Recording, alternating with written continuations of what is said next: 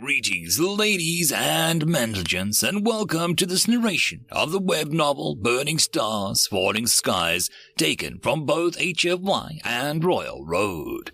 The link to the original will be down below, and as always, I hope that you enjoy.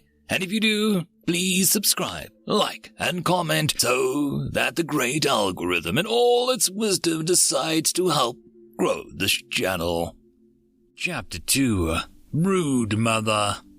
Thirg delved into Ashley's memory and remembered how to trigger the emergency release on the back of the shuttle. It hissed as the stale air inside the shuttle equalized pressure with the cold desert night before she stepped inside. The interior of the spaceship was a carnal house of gore and charred meat, scarring her delicate pink tongue as Thirg tried to taste the ship's air. None of the human pioneers had survived the landing. Reverently, she began to eat body after body, her large torso swelling up so she absorbed the hard-earned proteins and fats of the human leaders. After almost an hour, Thirg lowered her bloated corpse into the sand, memories swarming through her. Soon she would need to lay eggs, the biological imperative tripped by the amount of meat she consumed. Normally, this would be nothing but a concern for Thirg. Sustenance was rare and hard to come by in the desert, and most young didn't survive long enough for the genetic memories to take a hold.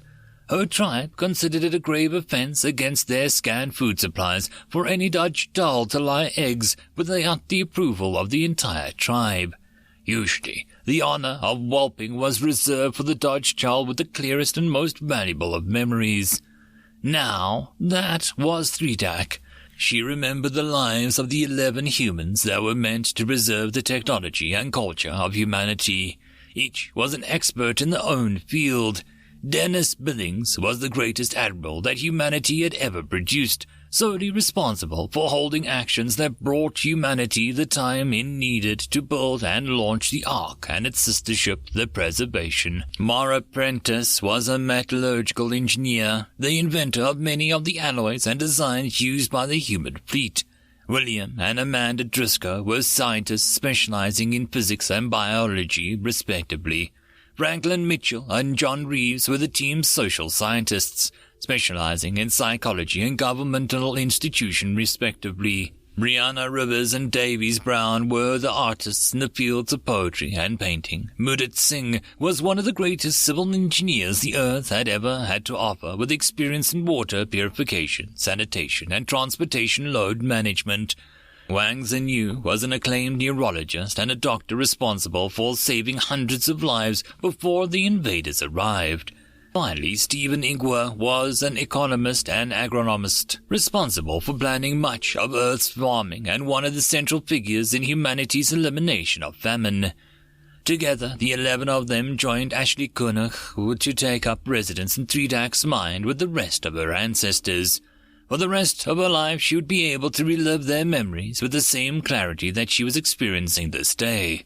Some of them, such as Ashley, Dennis, Stephen, and Franklin, were fresh enough that Thirg consumed them, that portions of their personality survived their death. For those people, like Thirg's ancestors, she would be able to pose questions to them and interact with the memory fragments as if they were independent entities. The preservation of personality was why the tribe encouraged those who were to be consumed to give themselves to the tribe alive.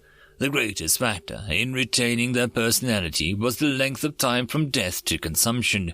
Eating and aiding Ltwz alive almost guaranteed their personality would survive in those that consumed them. Thirg poured through her newly earned memories, trying to make sense of the alien words and experiences inherent to the human existence. All of the pioneers but Brianna and Davies, the artists, were the morose at their time of death. All of them had left family and friends behind, knowing that even if they were to succeed, the invaders would have already butchered everything that they had known and loved. Interestingly, the artists weren't deluded about their fate. They accepted the low chances of survival and the inevitable death of their race and civilization. Instead, they chose to be happy in the face of such all-consuming doom. She found their example inspiring. That was another word that she hadn't understood a mere hour ago. DrakeBear was not motivated or inspired. They struggled to survive without any self-reflection or questioning. When the time came for them to die, to be consumed by their tribe, they submitted without complaint. Desperation, longing, and excitement were human concepts, new and alien to her.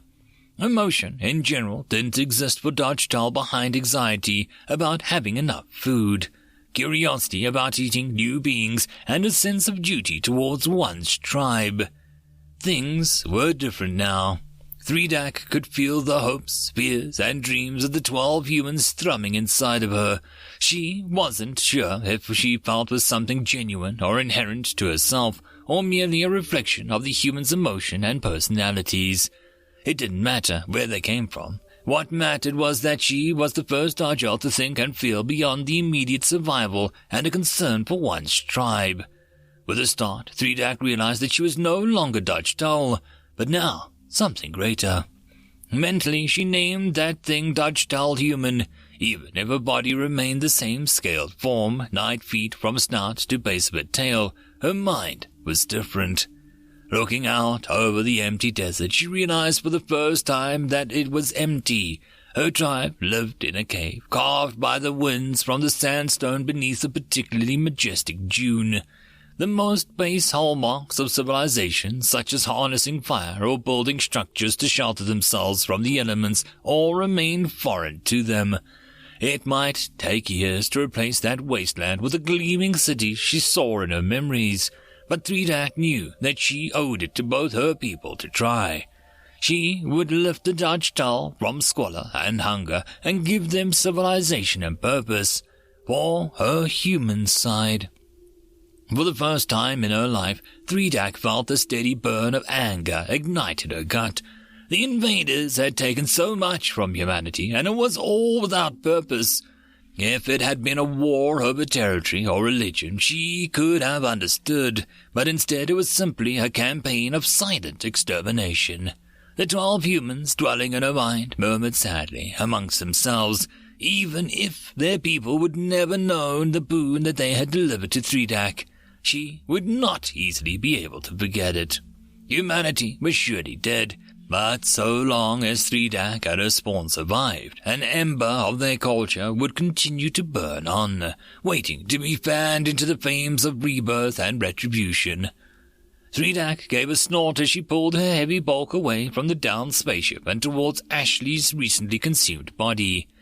Filching through her remains, she found what she was looking for, a small and ugly contraption made of composite alloys. Ashley's needle pistol had survived the crash. Threedak gave a sigh of relief. The weapons were both resilient, but it was still good to know that her suspicions had been correct. Glancing around her naked form, Threedak frowned. DrakeBear didn't understand the concept of clothing, so pockets were out of the question. Still, the fact that as a scavenger she wasn't even sent out with a ceramic pot or a reed-woven bag irked her. Checking the safety on the needle pistol in her graspers, Threedak noted that there had only 50 shots left behind. Ashley didn't remember bringing any spare ammunition, so those 50 would be it. After that, she would be exposed as any other DrakeBear, at the mercy of predators and other tribes hungry for her flesh and experience. Glancing back at the wreck of the shuttle, she gave a chuff of disappointment. Maybe conceiving such beings was a bit of a mistake. They filled her with such lofty goals and thoughts, but in reality they were nothing more than a collection of calories. At the end of the day, she was a scavenger with nothing to her name, scraping out an existence in the middle of a desert that would make humanity's Stone Age look plush and comfortable. She walked towards the edge of the desert as she pondered her options. If she were going to remake DrakeBear society, she would need 2 things: allies and tools. Locked away in her skull was all the knowledge that she would ever need to innovate and build the new world that she wanted to create. As for tools, they weren't a concern so long as she had access to wooden rocks that could be split or knapped. Similarly, allies weren't easily acquired. She had more than enough protein to give birth to a clutch of eggs and mold them into valuable allies. The instincts related to motherhood kicked into high gear, and she thought about her potential offspring. Threedak had too many memories to properly transfer genetically to her daughters. Until the DrakeBear grew older, their brains were limited in how much data they could absorb. At most, they could pass on the relevant technical skills of 2 humans to her young. Still, even with 2 of the humans' knowledge of science, combat, and engineering, her young would be born with the cunning that they needed to survive and the skills that they would need to carve out a niche for themselves in the harsh world. This was not the time to return to her tribe. The priests would almost certainly order her consumption as they tried to jealously gain the secrets that she had rightfully earned. Knowing them, once they had the blueprints and technology locked away in the Threedak's mind, they would hoard it, and maybe every once in a while they would leak another skill or trinket to the rest of the tribe. But now that she knew what to look for, Threedak clearly saw their jealousy and greed. The priests claimed that they ruled from a place of knowledge and wisdom granted by a clear memory to their ancestors, but the memories of Franklin Mitchell said otherwise. Unlike the rest of the DrakeBear, the priests had grown self-aware enough to lie. With the power of these lies, they began hoarding protein and memories. Looking back, Threedak never noticed it before, but in each generation the priests laid clutches of eggs twice as large and twice as often as the other DrakeBear. No, Threedak wouldn't be going back to the tribe to throw herself on their mercy. Even if she did, what was there for her? Every day was a new exercise in danger as she tried to survive long enough to find something of use to the tribe in the desert.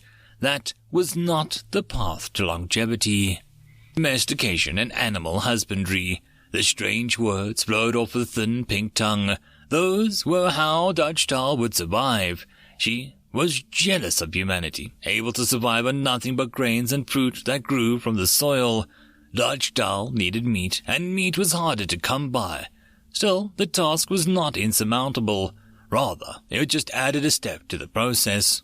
Threedak would grow food from the soil, but rather than eat it, she would give it to an animal, probably a woolly Hartden.